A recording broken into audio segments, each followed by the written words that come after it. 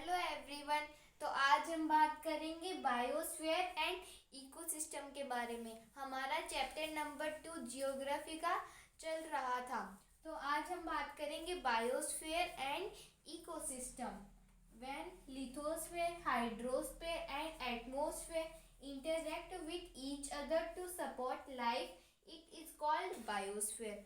तो बायोस्फीयर क्या होता है? व्हेन मतलब जब, लिथोस्फेयर लिथोस्फेयर मतलब जहाँ पे हमारी ये भूमि है पत्थर वाली, जहाँ पे प्लांट्स वगैरह वो सब ग्रो करते हैं, उसको हम क्या बोलते हैं? लिथोस्फेयर। हाइड्रोस्फेयर मतलब ओशियन, जहाँ पे जो वाटर होता है उसको हम क्या बोलते हैं?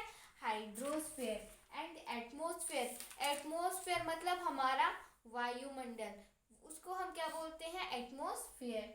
इंटरेक्ट विथ ईच अदर, ये सब एक दूसरे के साथ जब मिलते हैं, क्या करने के लिए? लाइफ को बनाने के लिए। टू सपोर्ट लाइफ को सपोर्ट करने के लिए, तो उसे हम क्या बोलते हैं? It is called biosphere. इसे ही हम क्या बोलते हैं? Biosphere. In a biosphere living beings are inter related and interdependent on each other for survival. और ये जो बायोस्फीयर है उसमें जितने भी लिविंग बींग्स है वो सब एक दूसरे के ऊपर निर्भर रहते हैं अपने खुद को जीने के लिए। जैसे जो प्लांट्स जो है उनको एनिमल्स खाता है। एनिमल्स जो है, जैसे प्लांट्स है उसको ग्रास होपर खाता है, ग्रास होपर को फ्रॉग खाता है, फ्रॉग को स्नेक खाता है, स्नेक को ईगल खाता है। तो ये जो है, और जब अगर ईगल की डेथ हो जाती है तो वो क्या हो जाता है? मिट्टी के अंदर मिल जाता है और फिर वहाँ पे फिर से प्लांट्स ग्रो हो जाते हैं। तो ये जब ये जो साइकिल चलती है, एक दूसरे पर निर्भर रहते हैं। जो प्लांट्स के ऊपर कौन निर्भर है? ग्रास ऊपर, ग्रास ऊपर के ऊपर फ्रॉग। तो ये सब एक दूसरे के ऊपर निर्भर है। This life supporting system is called ecosystem. और जब ये एक दूसरे के ऊपर निर्भर है खुद के सर्वाइव के लिए, तो उसे हम क्या बोलते हैं? इकोसिस्टम। फिर plants provide us food, oxygen, fruits, nuts, protect soil etcetera. अब ये प्लांट्स जो है वो हमें क्या प्रोवाइड करते हैं? फूड, हमें भोजन प्रोवाइड करते हैं। ऑक्सीजन, हमें जो शुद्ध और जो ऑक्सीजन है वो हमें ये प्रोवाइड करते हैं। फ्रूट्स, और हमें ये फ्रूट्स भी प्रोवाइड करते हैं, एप्पल वगैरह ये सब हमें प्रोवाइड करते हैं। नट्स, और नट्स भी ये हमें प्रोवाइड करते हैं। प्रोटेक्ट सोयल, और ये जो सोयल है उसको भी प्रोटेक्ट करते हैं। तो ये तो था बायोस्फीयर के बारे में। अब हम आगे बात करते हैं।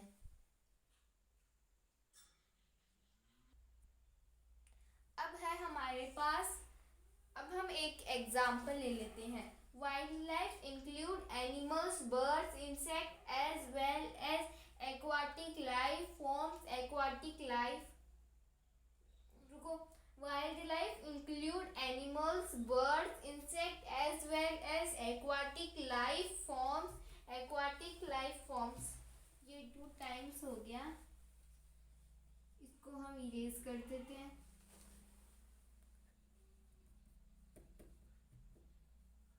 फिर है they provide us milk, meat, hides and wool.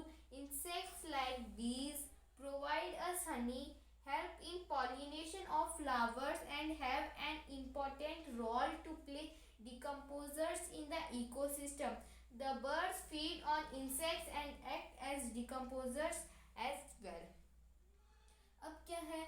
Wild life includes, ये जो पूरी वाइल्ड लाइफ है इसमें क्या क्या इंक्लूड है? बर्ड्स, एनिमल्स, इंसेक्ट, ये सब क्या है? हमारी पूरी वाइल्ड लाइफ में इंक्लूड है। एक्वाटिक लाइफ, और एक्वाटिक लाइफ जो है वो भी वाइल्ड लाइफ में इंक्लूड है।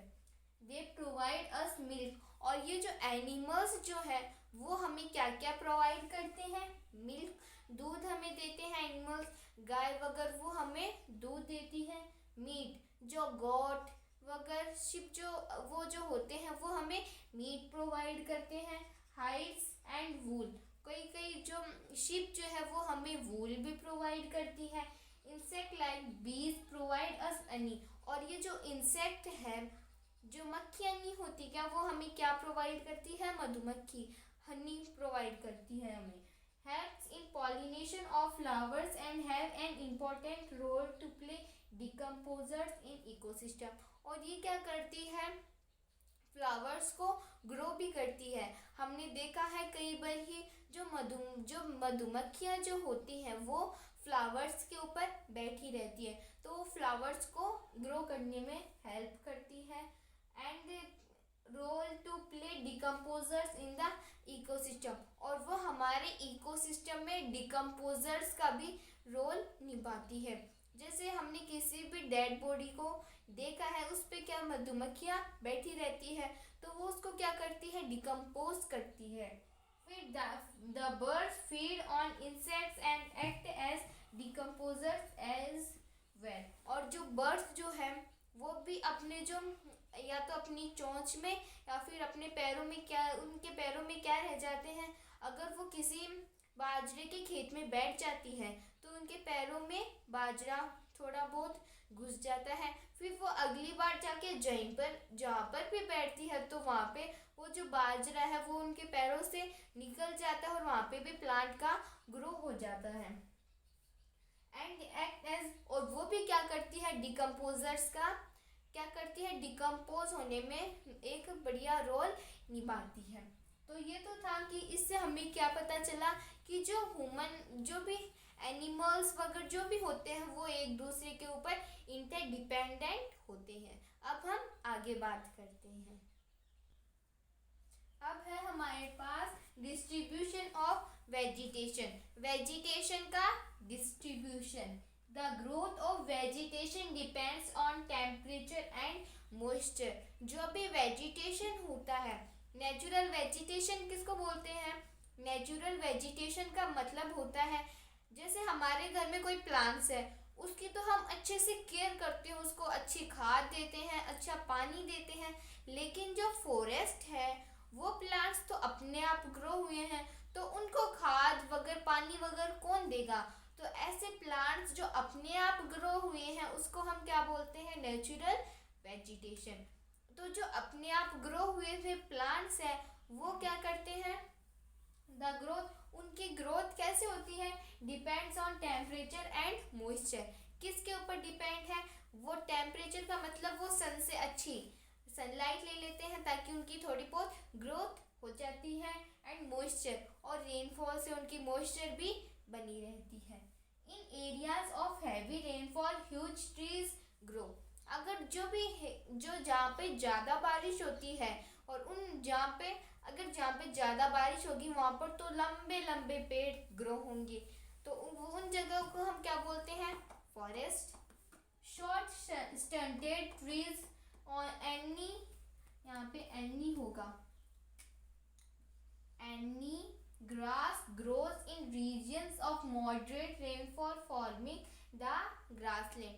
और जहाँ पे थोड़ी कम बारिश होती है तो उसको हम वहाँ पे क्या ग्रास, थोड़ी थोड़ी बड़ी बड़ी ग्रास ग्रो होगी और कुछ थोड़े थोड़े पेड़ ग्रो हो जाएंगे, एक दो पेड़ ग्रो हो जाएंगे, लेकिन उन पेड़ों की भी हाइट ज़्यादा नहीं होगी, उनकी हाइट भी थोड़ी स्मॉल ही होगी। फॉर्मिंग द ग्रासलैंड, और वो एरियाज कौन से हैं? एग्जाम्पल है उसका ग्रासलैंड। फिर thorny shrubs and scrubs grow in dry areas of low rainfall. और ऐसे एरियाज जो एकदम सूखे हैं तो उनको जो है वो वाटर तो बिल्कुल मिलेगा नहीं। जैसे हम थार डेजर्ट की बात कर लें, वहाँ पे बिल्कुल भी बारिश नहीं होती, तो वहाँ पे क्या होते हैं, वहाँ पे अगर कोई भी ट्री ग्रो होगा तो वहाँ पे उसको बारिश थोड़ी कम ही मिलेगी। तो वहाँ पे क्या होगा? In such areas plants have deep roots. ऐसे एरिया में प्लांट्स की जो जड़ होती है वो कहाँ पे होती है? थोड़ी गहराई में होती है। वो गहराई में क्यों होती है? जैसे कोई एरिया है उसको पानी नहीं मिल रहा, तो वो वहाँ पे अगर कोई भी पेड़ होगा तो वो क्या करेगा? वाटर को खोजते खोजते खोजते खोजते नीचे मिट्टी के अंदर चला जाएगा, तो उसकी डीप क्या हो गई? रूट हो गई, उसकी जो रूट है वो डीप हो गई, और कोई एक ऐसा प्लांट है उसको बहुत सारी बारिश मिल रही है, तो उसको वाटर को ढूंढने के लिए ज़्यादा मेहनत नहीं करनी पड़ेगी। तो इसी कारण जो ड्राई एरियाज में है वहाँ पे जो भी प्लांट्स होता है उसकी जो रूट्स होती है वो थोड़ी गहराई पे होती है। And thorny and waxy surface to reduce loss of moisture. और वहाँ पे क्या होते हैं, ऐसे छोटे छोटे तो पेड़ होते हैं और उनके अंदर भी क्या होते हैं, कांटे होते हैं। पत्तियाँ तो होती है कम और कांटे होते हैं ज़्यादा। अब हम आगे बात करते हैं।